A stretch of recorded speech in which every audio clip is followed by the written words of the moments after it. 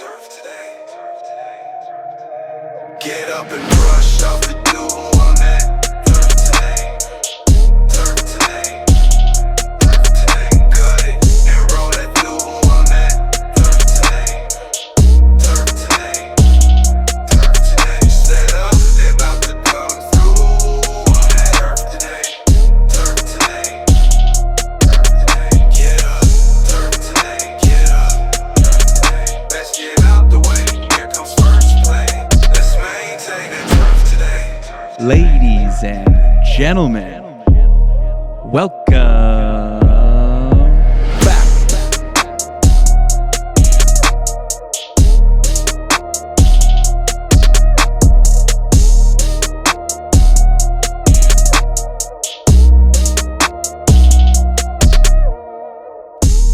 What's going on, everybody? Welcome back to Turf Today, recorded on the Superintendent Network and brought to you by Toro.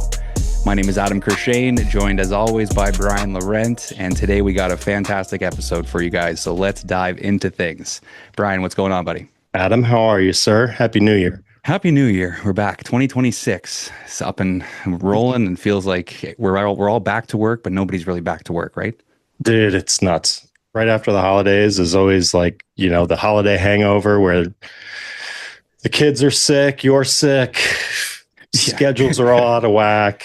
It's nuts. So, yeah. And the only positive in like this age of the digital era is like, I'm not as concerned about having to scratch out checks anymore and, putting the wrong date on it after the new year and all that. So, and like, I think we were talking about before, it's a lot easier to turn a 5 into a 6 on a check if needed or documents or whatever. So yeah, we got that going for us this year. A little easier on us this year. Exactly. And you're right. I feel like everybody I've talked to this holidays has been sick at some point or has something and all passed around. So we're right into it right this year. So we are. I thought I was going to get out scot-free. I was in the clear. Kids went back to school and then boom.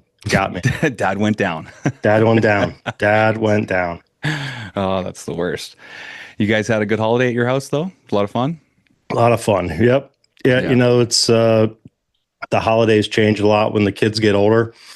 They sleep in past 5 a.m. They're not as excited to run downstairs and tear open whatever Santa got them, but still nice. Still very nice. Got to spend a lot of quality time with the kids and family came into town and all that. So yeah, no complaints. How about your place? Nice.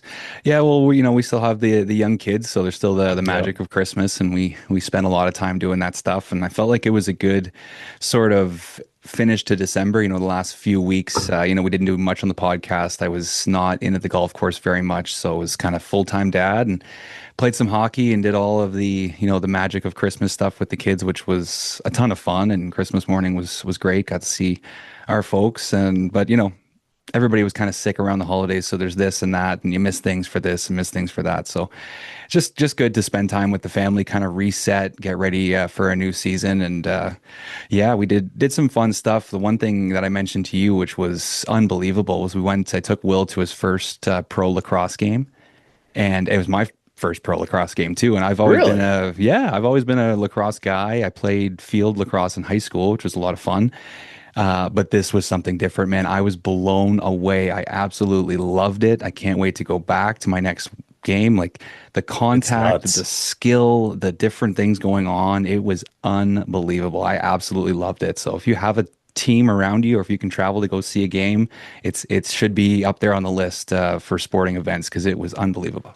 Yeah, they are a ton of fun. Like I am completely hooked with that game. It's my kids started playing it a couple 2 years ago, and it's like I can't wait for their next game. They're so exciting. And yeah, just at that level, that pro, you went to that box game. I mean, it's fast, it's vicious, like it's so much fun. Yeah, we've got more games coming up this weekend too, so I'm going to spend 6 hours at the fields. Nice, there you go. Yeah, take my camera and all the fun stuff and enjoy time watching some lax. So yeah, I think I look forward to lacrosse games more than they do. Like I get up, Yeah. I'm like, I'm that dad. It's like I'm prepping everything. I'm ready to go. Let's go, boys. Come on, let's go. I'm playing their hype music on the drive over. I'm getting Nice. myself worked up. Like it's the best. Love it. Love it. Yeah, Yeah, no, it's the it's a best. fun sport, tough sport, and Yeah,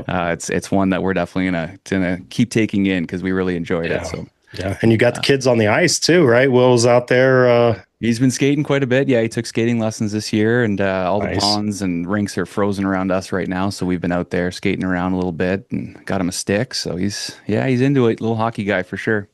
That's good. So are you going to be like me with golf? Or are you going to leave it up to someone else to kind of teach him hockey?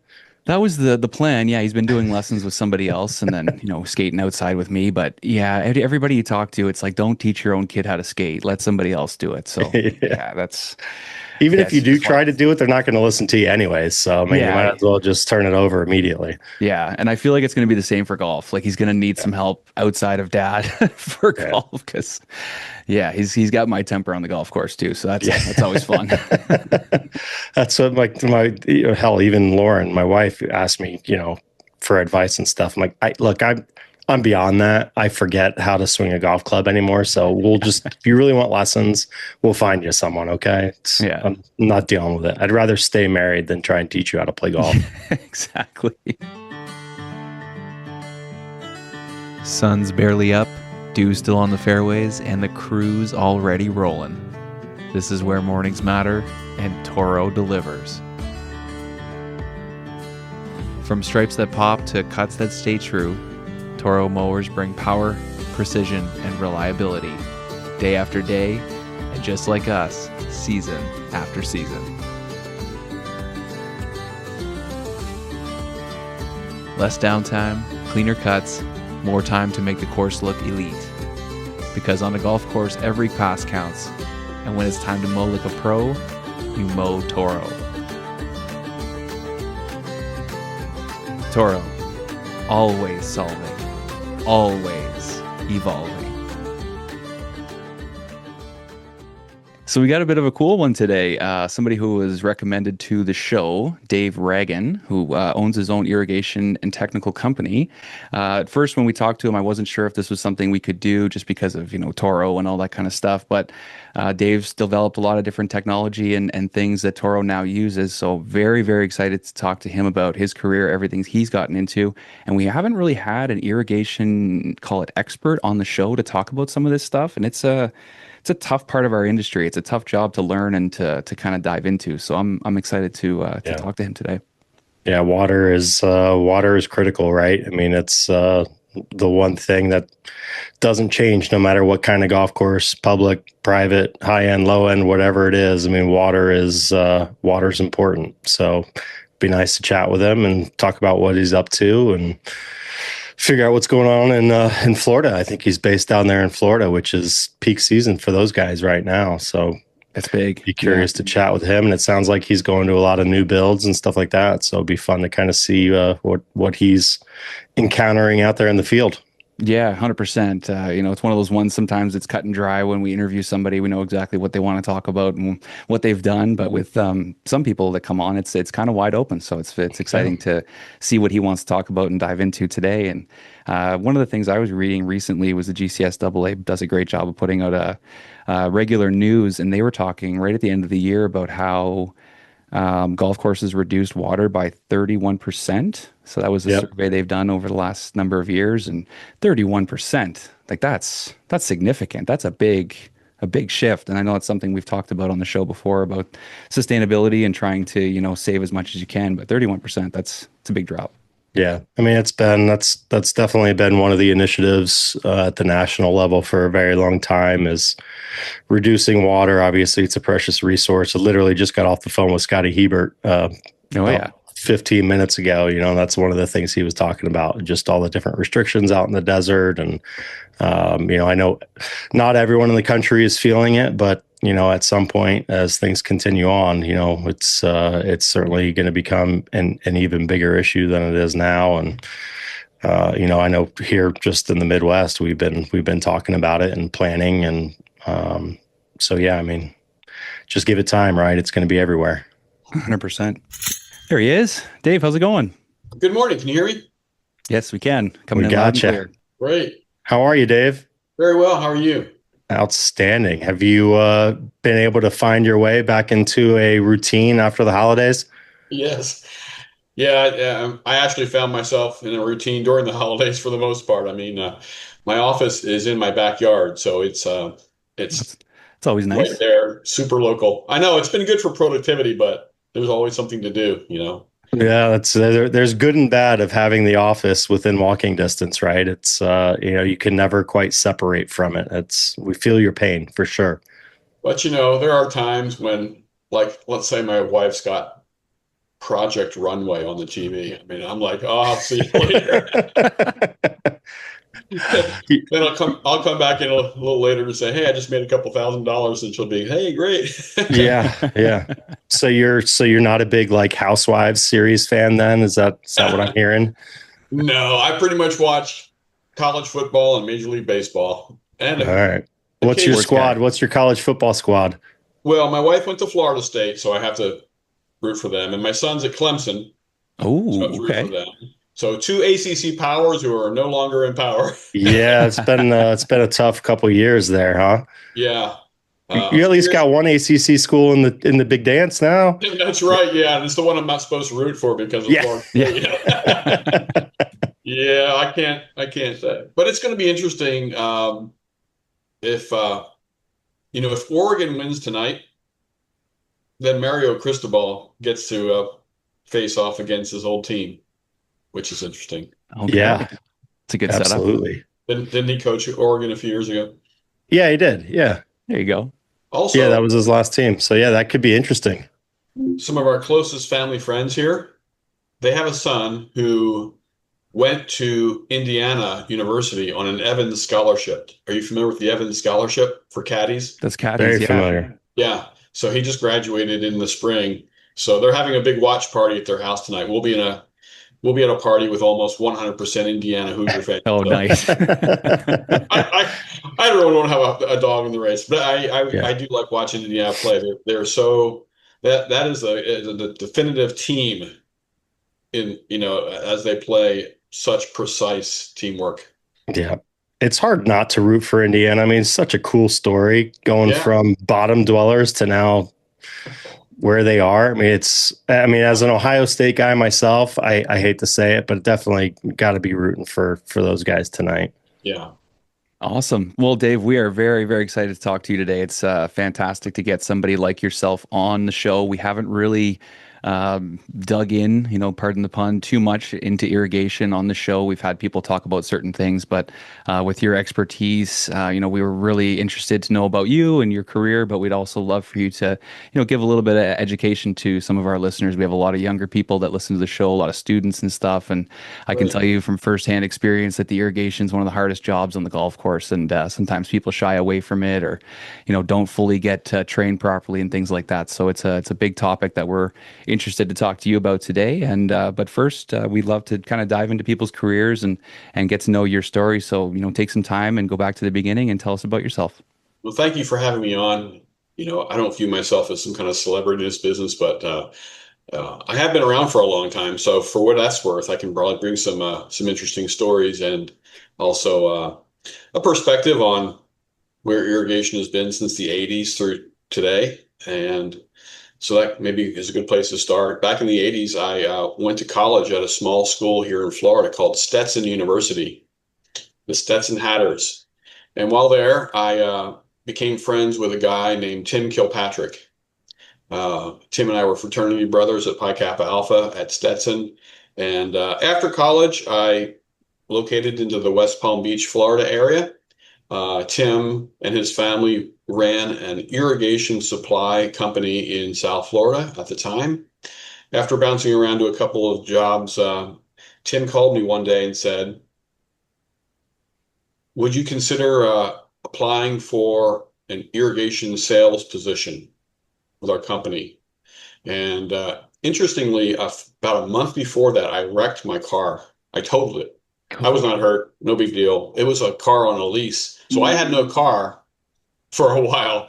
And then he told me the job, if you get it, will include a Ford Bronco 2 for you to use we'll pay for the car, the gas, the insurance, everything. All you got to do is wash it. And I said, okay, I got to get this job. So as I learned, uh, they were a Rainbird golf sales distributor for South Florida, Southeast Florida. And they had this thing called computerized irrigation control that was kind of coming on. And they thought that they were going to sell some of these things.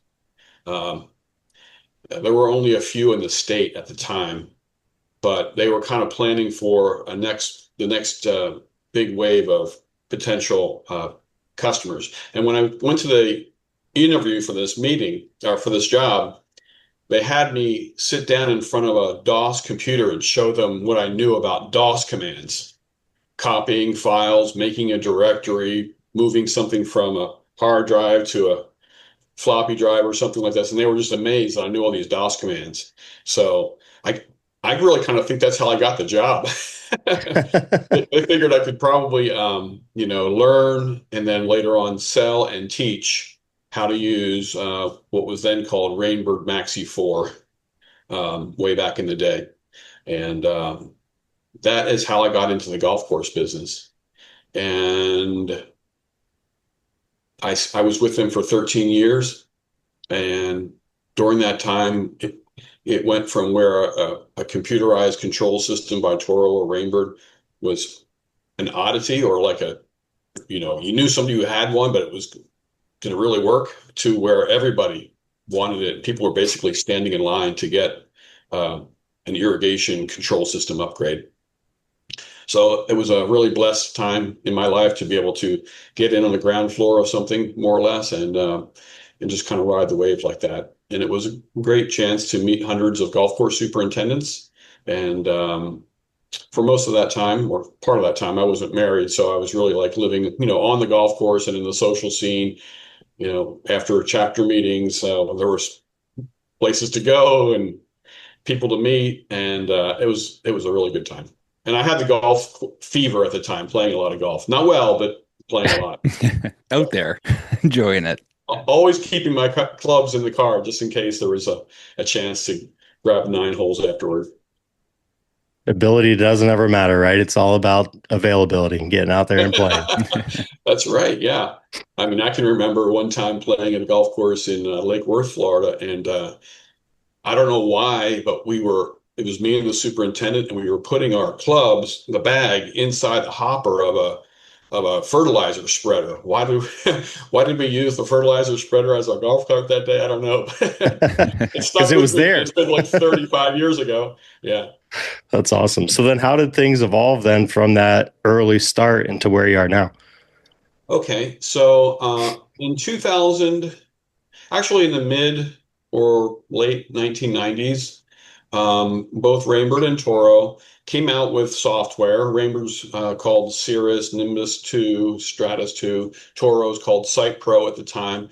But these irrigation management software packages had the ability for you to have a digital map of the golf course and be able to use that map for irrigation management, whether you're adjusting a program or creating a new hotspot program or just doing some monitoring of the system. And a lot of people wanted this map, but virtually nobody knew how to make them. And I didn't either, honestly, but I figured I could figure it out. So by this time I was married, no kids, but my wife and I started thinking about, then praying about whether a small home-based business that would basically be a golf course mapping company would be something that could catch on. So I, for about a month or two, we wrote a little business plan in an amateur way. I consulted with some golf course superintendents that were really close to me to see if they would say this, what they thought. It's biblical to seek godly counsel when you're thinking about something that's pretty dramatic, like a change in jobs. So I remember having a couple of lunches with Steve Airbar, a friend of mine from down here in South Florida, and another fellow named Steve Bernard, golf course superintendent now at Adios, and a couple other guys. And we felt like God was saying, go ahead. And I wrote a resignation letter to my boss at work, Tim Kilpatrick, which he was shocked to receive that letter. But that was 2001. July 2001 was our first day in business with the new company, Ragan Technical Solutions. And a lot of people really wanted that map, and that is still kind of a bread and butter of our service offerings today. But that gave me a lot of chances to turn my friends, my old customers, and other people I knew into new customers for this new venture. And some of those guys, many of those guys, as time went on, instead of mapping their old system, they said, "Hey, Dave, in a couple of years, we're going to be hiring an architect. We're going to do a big blow up of this golf course. We're going to need a new irrigation system." And that gave me a chance to branch into irrigation design for the first time around 2004.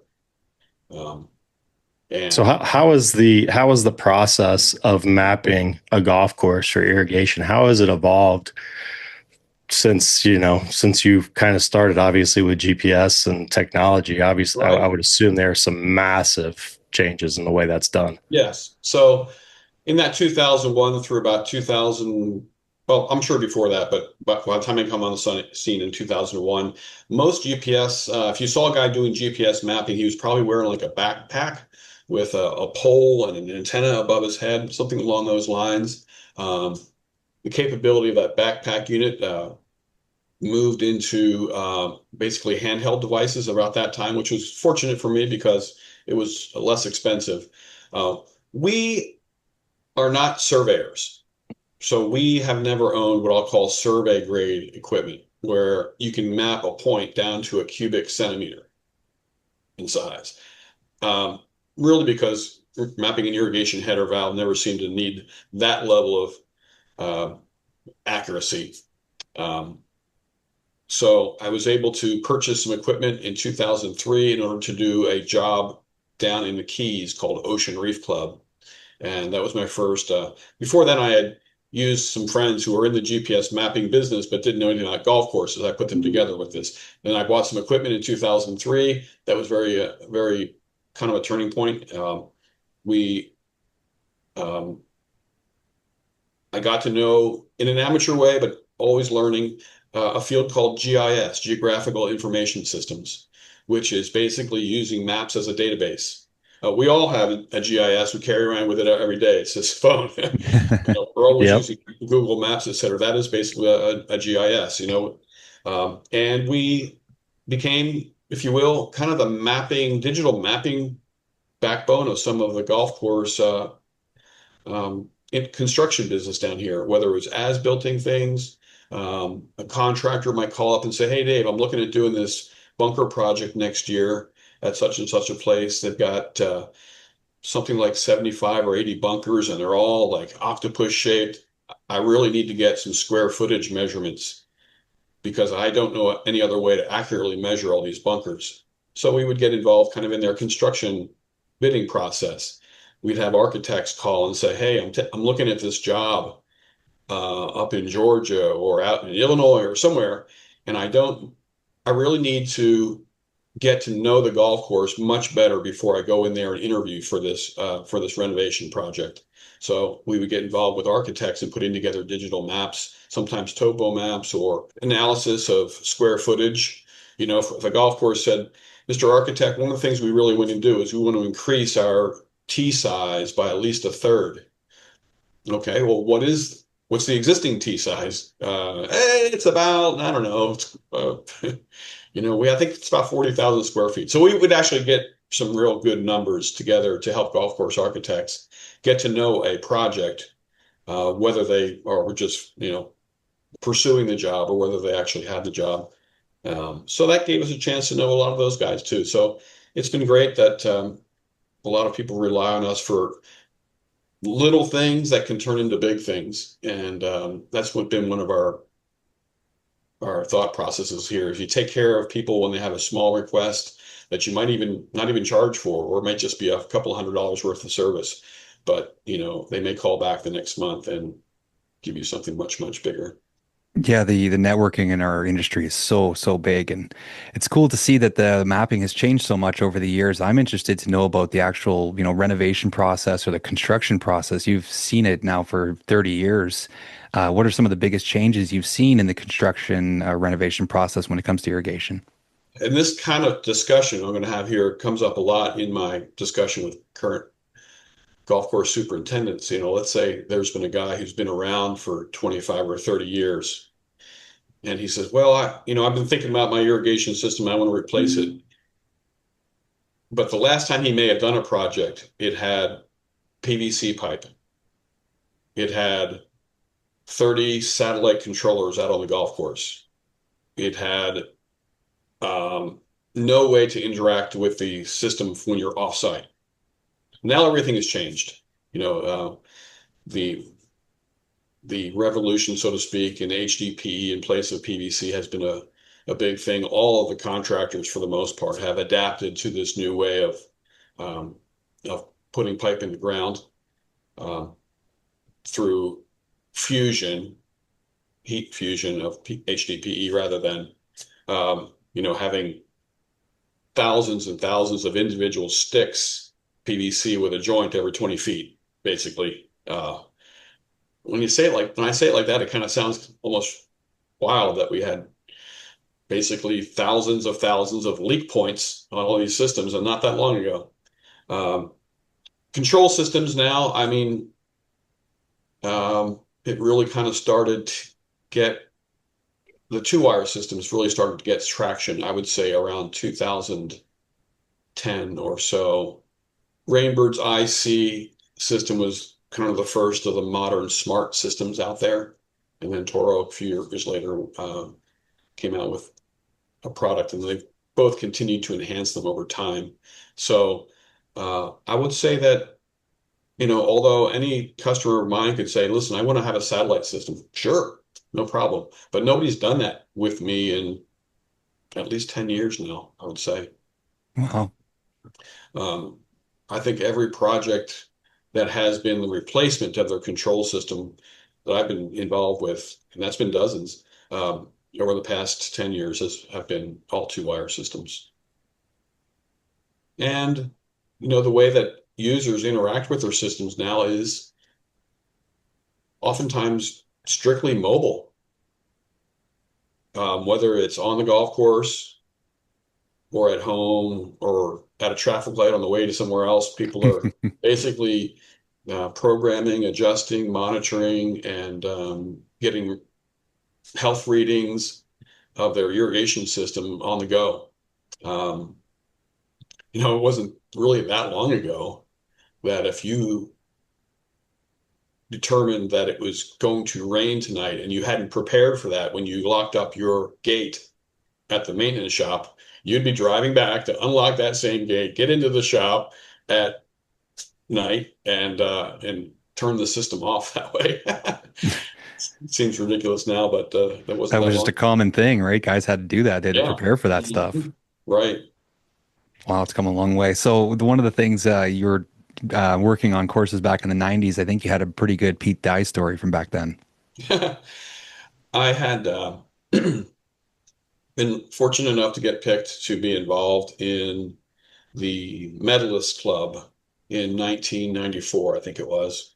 The Medalist was, I believe, the first collaboration between Pete Dye and Greg Norman. They did a few more after that, and this golf course in Hobe Sound has had some acclaim, practice site for a long time of many tour players. And I think they also, had the match out there too, didn't they? Didn't they have the match out there recently? The night they lit up a couple holes. they did. And That's what I I thought. think that, if I remember right, back in the mid 90s, there was an effort to bring back to TV the old Shell's Wonderful World of Golf kind of TV production, and they did one of those from there. I don't remember who the contestants were, but yeah, I was out there, and it's a golf course in the woods. There's really no housing development or anything like that, no roads, nothing but woods. And I was out there, and I had no idea where I was. I mean, I knew I could look at the sun maybe and figure out how I was going to get back to my car.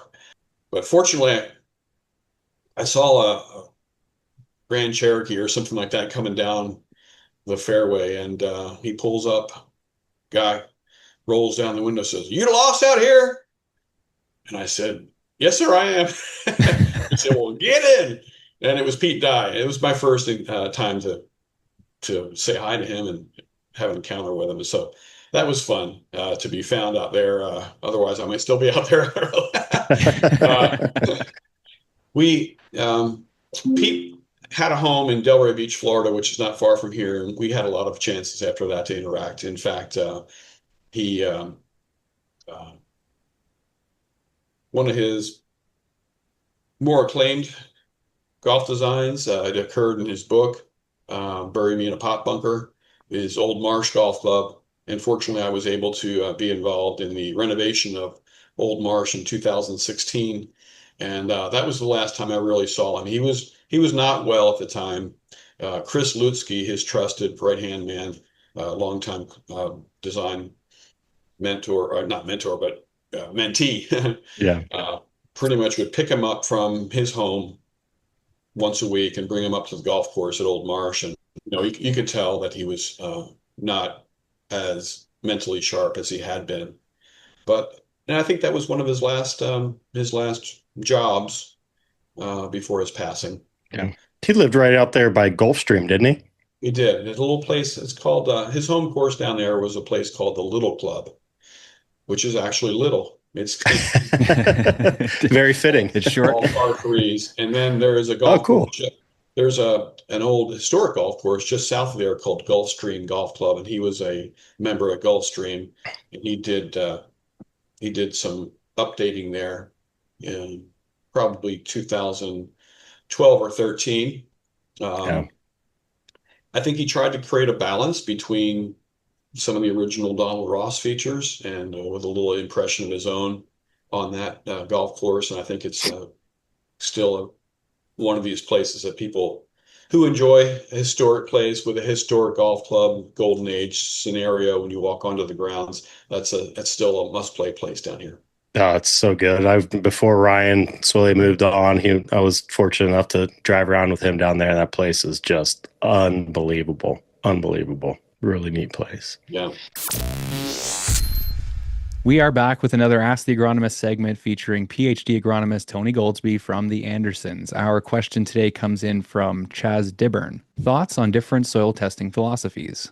Yeah, well, thanks again for having me on the show this week, Adam, and thanks again always to the users out there for submitting some great questions. So, yeah, Chaz, I mean, I think the best soil test, in my opinion, is one that you understand well enough to be able to act on consistently in your program. And, soil testing philosophies are a lot just like tools in the toolbox. There's, a lot of them that you can look at and use, but not necessarily any of them that are absolute truths. So, traditional base models, saturation models, sufficiency ranges, and even newer data-driven or calibrated turf models, they all have their own type of value. It's really, if you understand what question that each of them are trying to answer for you in the end of the day. So for turf, I tend to focus less on, chasing any specific textbook ratio and really try to focus more on consistency, trend analysis, and then, what's the turf response to the applications that you're making. And you got to keep in mind, turf is a unique, living organism in a lot of ways, and a lot of things that are based off of, whether it's row crop type, recommendations, they don't deal with the same, surface under traffic and stress that we do, and then also trying to, come up with some sort of aesthetically pleasing surface. So you got a lot of things stacked against you, and what I think really matters most at the end of the day, if you're really going to boil it down, is, use some methodology, but make sure you're comfortable with it and keep using the same one over time. Really try to kind of search for those trends and not necessarily just for single data points. That tends to obviously have you chasing maybe your tail a little bit more. And then pairing soil testing with other things like tissue testing, right? And then also just visual symptoms and how's your turf performing, and seeing if that's really, at the end of the day, how you want it to be coming out from a data perspective. And ultimately, you want those soil tests to inform your decisions, but don't let them dictate blindly what you're doing out there on the course or in your program. Those best programs always blend lab data with field experience, and then you just got to adjust based on how your turf is responding at the end of the day. Awesome response. And I just wanted to ask kind of for some of the newer superintendents and people out there in the industry, if they're kind of, inexperienced when it comes to soil tests, or they're a little worried about how to go about it. What is kind of an easy, simple, cost-effective way to kind of get that process started? Yeah, so I mean, we work obviously with a couple of different labs, and there's obviously a lot of different areas where you can just reach out, get a basic soil test. There's again a lot of different types, if you will, but if you're just looking for kind of a basic starting point, if you will, a lot of them will have really great suggestions. Again, if you're into that sufficiency ranges, which at the end I think a lot of people really focus and tend to utilize those. I always recommend looking at your university research. If they've got any recommendations or any guidelines that they can help steer you, that's always going to be a really good starting point, right? So this is one of those areas where there's a wealth of information out there and a wealth of people that are offering these types of services. So do your homework a little bit, I think, and reach out. And there's always a good starting point. But I think consistency, like we talked about, Adam's another key one, right? So it's great to find out. It's great to get started. But then making sure you're monitoring over time and then, coming up with some sort of plan. I love it. Yep, stick with it. Awesome. Well, this wraps up another Ask the Agronomist question featuring Dr. Tony Goldsby from the Andersons. My zip code is 33418, and I get the chance often to work in my own zip code. Yeah, that's huge. That's huge. So, I mean, along those lines, I mean, you do work outside of Florida. Talk about what are some of, and we were talking about it before you came on, water obviously being a precious resource, and we're starting to see some regulations and whatnot. What are you seeing as far as water usage, and what do you kind of see people, or what do you think people should be preparing for as time goes on here?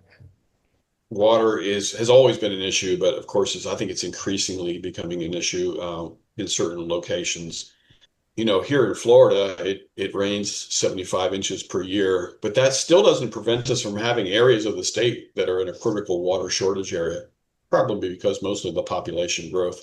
In my location, I'm sure this is the same for many urban cores around the country, a good, probably 2/3 at least of the golf courses, for instance, here in northern Palm Beach County, are using reclaimed water.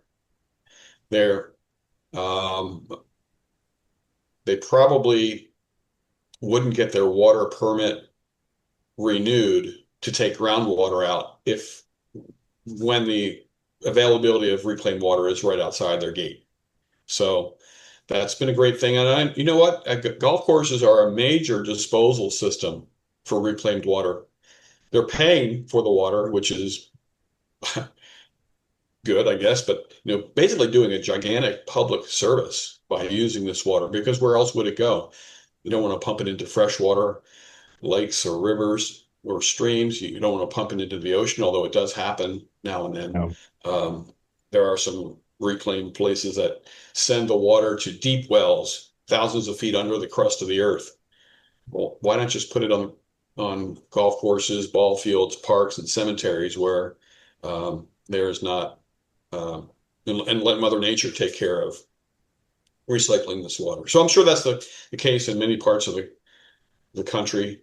I know that we all know that not years ago, but within the past decade or so, there's been a push to reduce overall acreage of the golf courses by implementing more native areas or permeable but not turfed areas, or not fine turf at least. I remember back in the day that most of the golf course heads were full circle. In fact, neither brand really had a very good part circle head.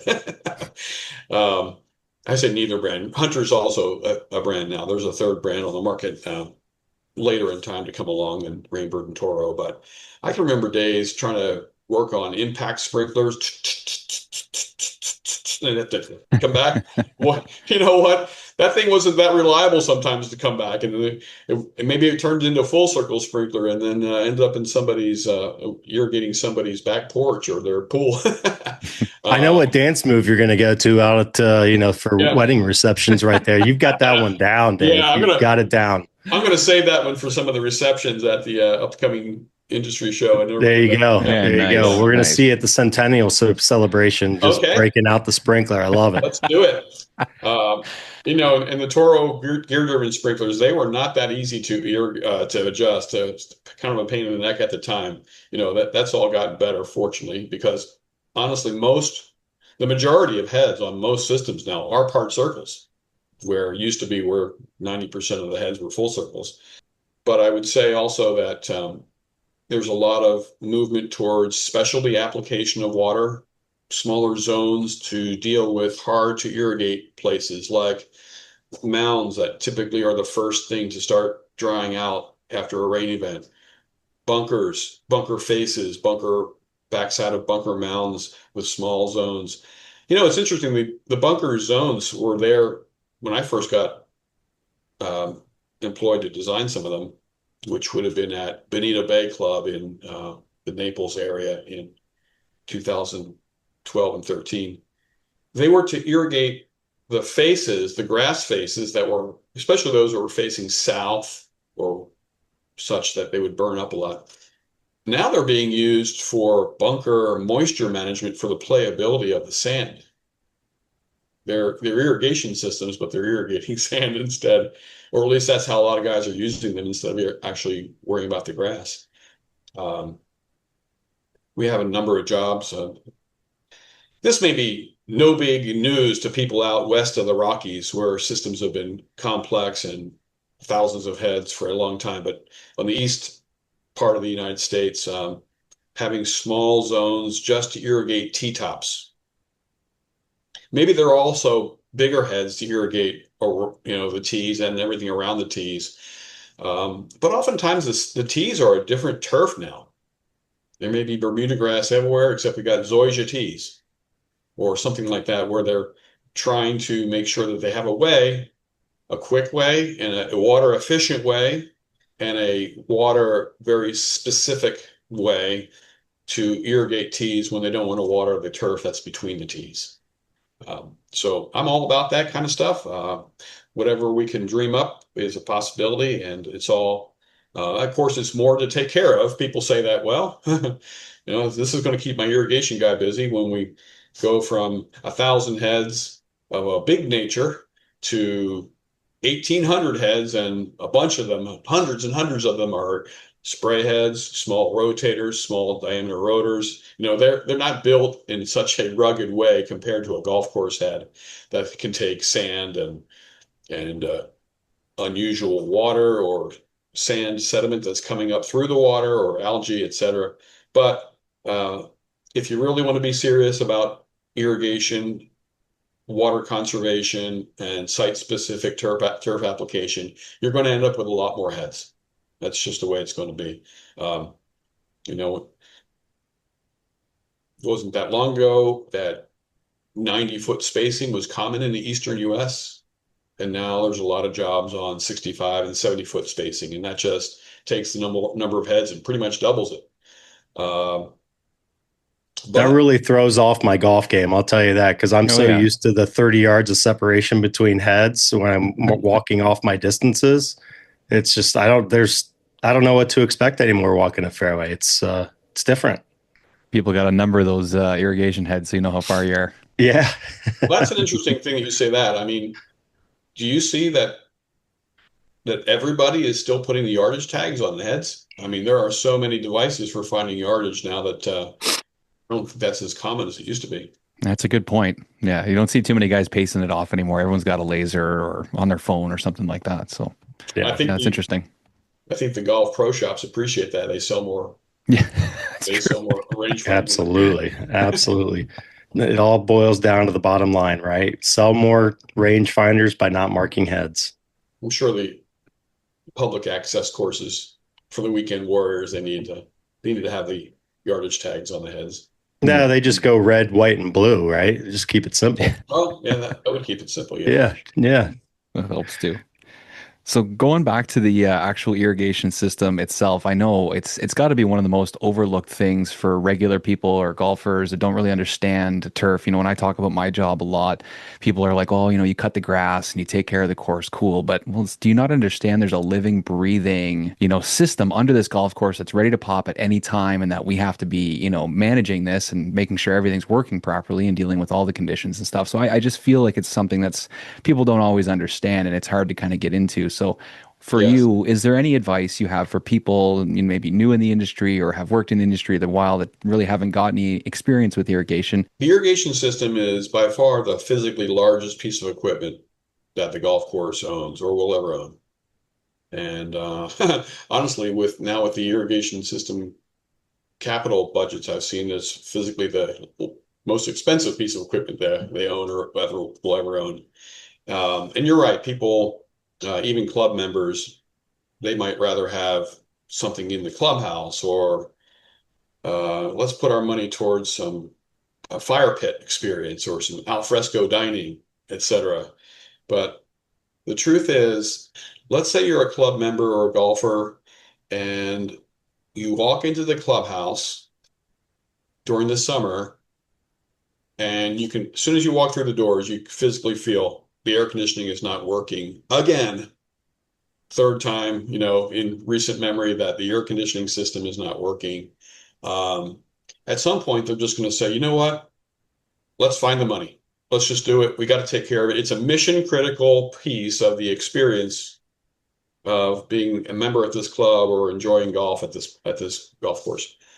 Well, I would say that the irrigation system is as mission critical to the agronomic quality as the air conditioning system would be to the clubhouse experience. And nobody would disagree that they don't last forever.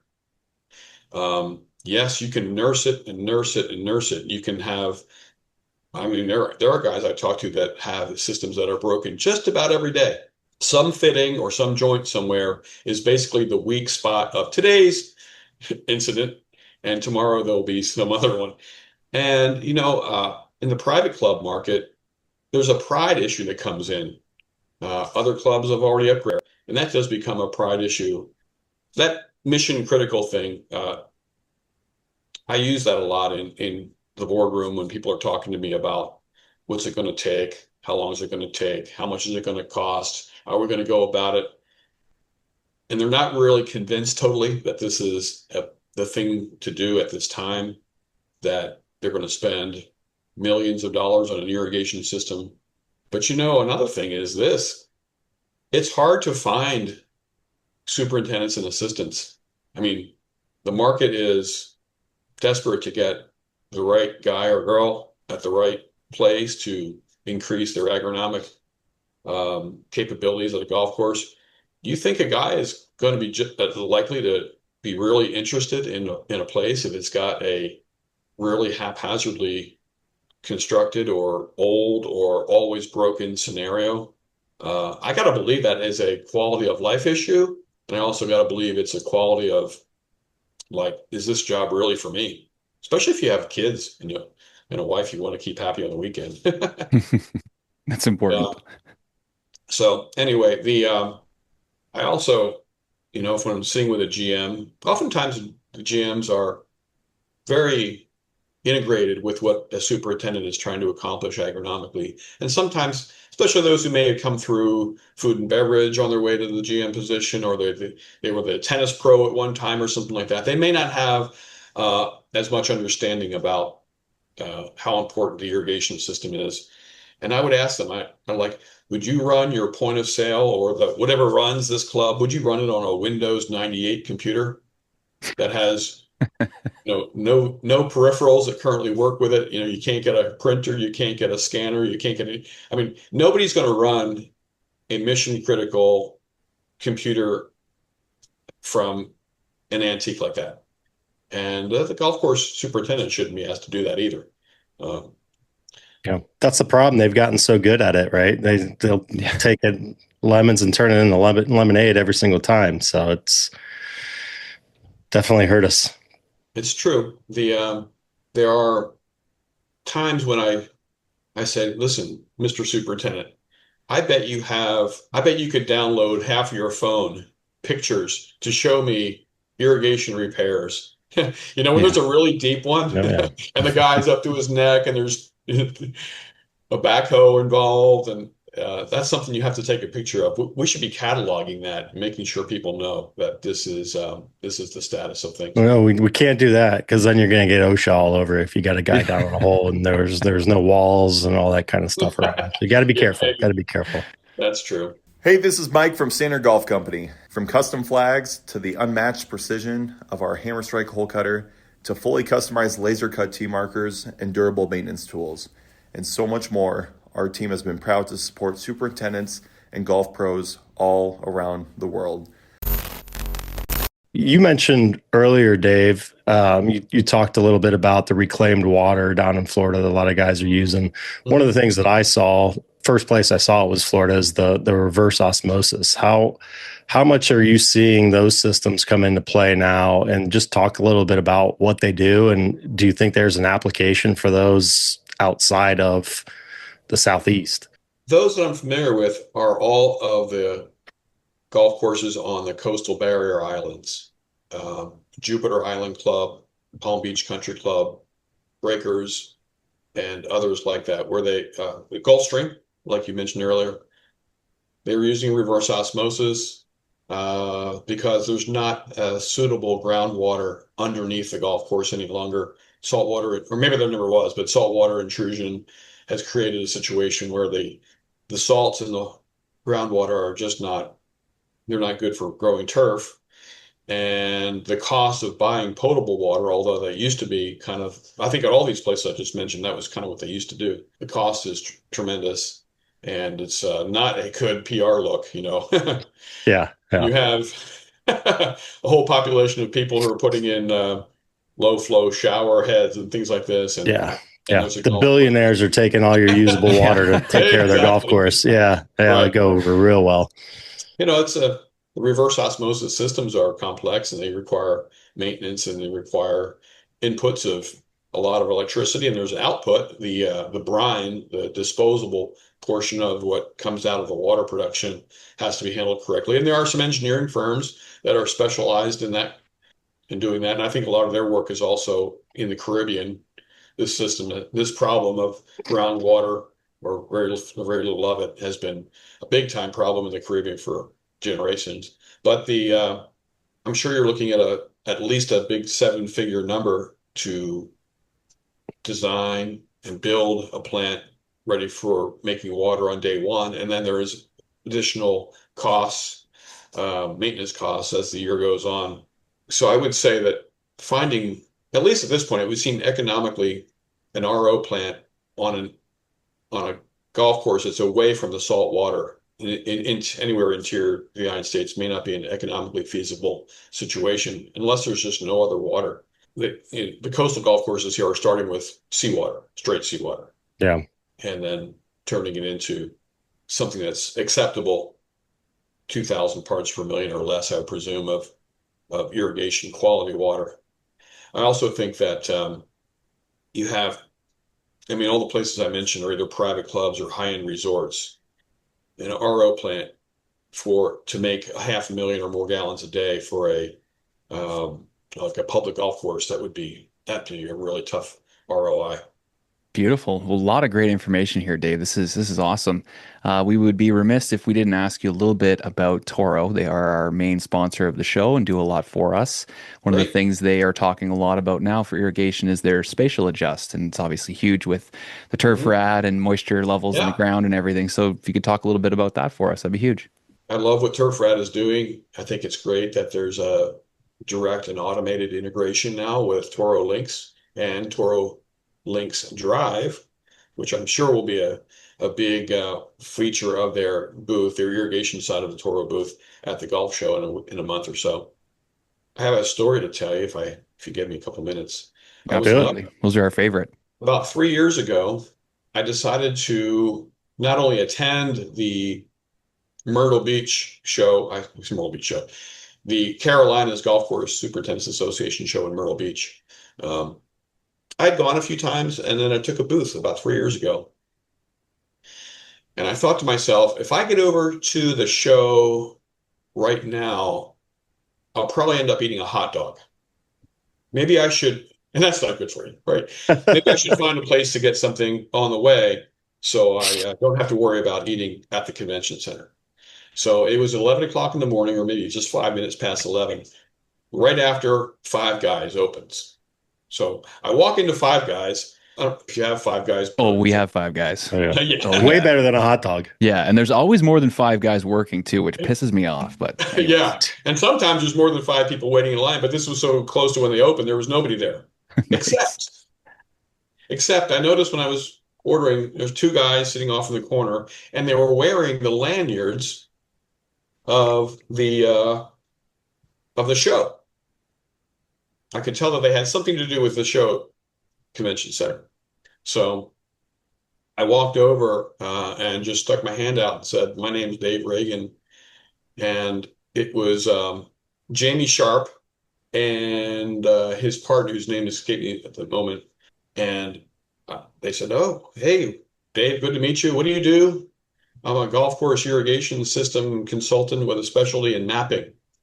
And they were like, "How could this be? We were just sitting here talking about how the implementation of TurfRad is going to mean that a lot of people are going to have to upgrade their map experience in order to get this integration going.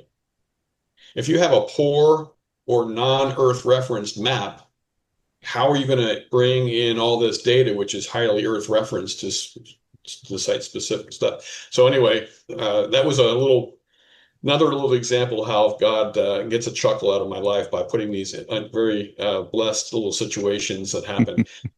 So I became friends with TurfRad from that moment on, and they've been throwing work my way. And we always make sure that when we have a Toro job, which are at least half of them, I would say, we are preparing our maps in such a way that it is TurfRad ready. Nice. Love it. Yeah. Love it. Well, Dave, this has been really good, and we really appreciate you two coming on and not kind of diving into your own business and getting into all that kind of stuff and more having a general conversation about things. But we certainly want to leave you some time to be able to talk about what you guys specifically do. And also, there's a lot of golf courses out there right now that don't have a great map. My golf course is one of those ones that has one on the wall of our shop that's probably older than I am, and we definitely need a new irrigation map for our wall or for our phones or whatever. So please talk to us a little bit about what you guys do and how people could reach out to you and get involved and get a new map for their course. Great. Yes. I have a story for that too. So we've been around now for about 25 years. I mentioned earlier that I founded the company in 2001. And for most of that time, up to about 5 years ago, wherever you were in the country, let's say you called me from Peoria, Illinois, and said, "Dave, I really need an irrigation map. Can you come up here and GPS things?" I would say, "Sure."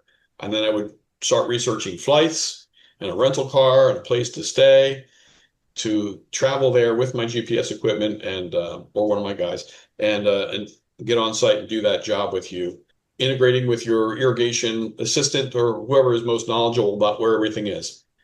But what happens if you get up there and it rains for 3 days? That would really stink. Well, that has happened a few times. But fortunately now, here's my story. The GPS equipment and the software that runs it is so easy to use now that we've basically built these kits. We have 4 of them that travel around. We call them our DIY kits, do-it-yourself GPS map, where instead of our staff doing the work at remote sites, remote from Florida, that we can send you the kit and you can collect the data on your own. That's how easy it is to use. In fact, we have a laminated card that's inside the kit that gives you the steps. Number 1, charge the equipment beforehand. Number 2, press the button that says power. It's really kind of like a step-by-step.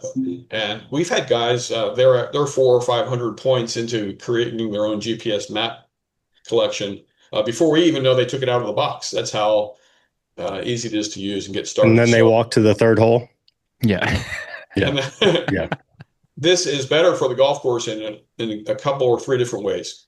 One is you don't have to pay us and all the travel costs to come to your golf course. And number two is, if we're going to be there collecting the data ourselves, we're going to have to do it in a time compressed way. We plan on 2 or 3 days there and then driving or flying home, right? But if we send you the equipment, and we basically call it a rental fee, but if we give it to you for 2 or 3 weeks, now your people can work hard on it one day, and then it rained, so we didn't do any work the next day. And then we had some other issue going over here, or a project we need to participate in. So you can work at it a little bit at your leisure, and not in a time compressed way. And the fact is, if we have to work with your irrigation tech to know where the points are, like through a flagging system, to know where they are on the golf course to map them, why don't you just have the irrigation tech, instead of flagging that head, just map that head? It takes about 8 or 10 seconds longer to just pick up the point with the equipment than it does to put the flag down. So it's been a big hit, and it's allowed us to work in almost all 50 states now through this process. And this allows people who have a paper map like Adam on the wall to basically come into the digital age. It also allows all the points to be geo-referenced. A lot of people don't know what that means. They may look at something on screen on their irrigation computer even. If the points aren't exactly in a coordinate system where they actually are on the earth, then the mobile app in the future is not going to work right. Because you want to be able to drive down the 7th fairway and tap, tap, tap, tap heads on as you go, because you see yourself passing by them. Or the turf rad, for instance, it's all geo-referenced. It's collecting data at very specific small parts of the earth. If the information came from a paper map, or it came from some kind of hokey homemade map or something like that, it's not going to work out. There are a lot of people out there that need basically a map update because it's old, or a map upgrade because it's not really ready for prime time in the time frame we're going for. Rainbird has Cirrus Pro, which is their newest entry into the software market. Toro has Lynx, and soon Lynx Drive, and Hunter's new mapping product is coming out soon. I presume maybe it's a show. So a lot of people are going to be thinking of their experience is going to be with their map as the home screen. That's very, very helpful. Computer or the mobile device. I think it's huge too, because I know superintendents struggle with bringing people into their property, especially when there's golf going on or you have a time constraint. So the fact that they could take that, do it at their own pace, I'm sure they can still contact you if they have questions and things like that. That's huge. It's innovating the game like everything else, and also means you don't have to go to the Poconos when it's nice and cold, right? Yeah. Back in 2005, I was fortunate enough to get hired to do the irrigation and drainage system as-builting for a job in the Pocono Mountains, a place called Jack Frost National. And I don't know what I was thinking. I took my coworker Andrew with me at the time, but we get up there and wow, it's wet, damp, gray, and cold all at the same time. And we just didn't prepare. Well, I guess we brought our Florida wardrobe with us.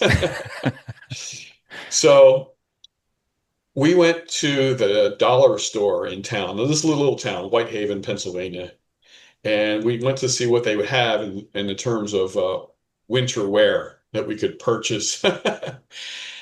And do you know that scene in Christmas Vacation where Chevy Chase gets kind of like stuck in the attic and he's wearing his mom's or my grandmother's like long gloves and hat and scarf and stuff? I think that's what we looked like when we came out of the dollar store that night and continued to work on the golf course the next couple of days. The Florida boys are here. Florida boys are here. That was, and here's another funny thing. We knew that this wasn't our last trip. So there we were at the Motel 6 or something like that, little broken down hotel in Whitehaven, Pennsylvania. And they had like little kitchenettes in there. We didn't use them, but what we did is we took all of our winter clothes, our muddy boots, and we stuck them way, way in the back of the cabinet below the sink or something like this, where we hoped nobody would find them in room number 128. And we came back about 6 weeks later to do more mapping, and we said, we really want to stay in room 128 if possible. Oh, yeah, that's open. We go in there and we pulled out all our stuff. It was still there. Nice. Mud caked boots are ready to go. Not a big bag of money, just stuff to hit the golf course with. But the simple stories sometimes are the ones you remember for decades. Yeah. And That's golf excellent. is full of simple but funny stories, and that's why I love the community of being in the golf business with a lot of friends that I've met and still have all these decades later. This has been awesome, Dave. Really appreciate your time here and talking us through your story and the latest and greatest in irrigation technology. If there's anything else you want to add to the show here, this is your time. I'll just add, sometimes when people talk about their career or they talk about their accomplishments or they talk about the good things that happened to them, they pat themselves on the back for their own cleverness or their own, they made their own breaks.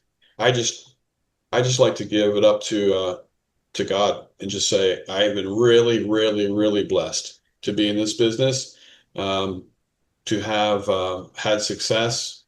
I didn't know what I was doing really when I started my own company in 2001, but we had some low points, but fortunately we were led to a bunch of high points too, and it's to be able to travel to many of the greatest golf courses in the country and meet great guys. It's really just an awesome place to be, and I thank God for that. That's awesome. Well, thank you so much, Dave, for all of your time today. This has been a great episode. I won't have to be too much editing because I thought you did a great job delivering everything and then putting it out there. So it's been a pleasure having you on. And if there's anything else that comes up between now and Tuesday, please let us know. Okay. Where are you currently sitting? I'm in Ottawa, Canada. Full of snow up here. I'm up in Columbus, Ohio. Columbus, Ohio. Okay, great. Yeah. But we'll both be down at the show in a few weeks. So hopefully we can run into each other. Okay, great. Thank you. Awesome, Dave. Thanks again. Appreciate your time. See ya. All right. Thanks, Dave.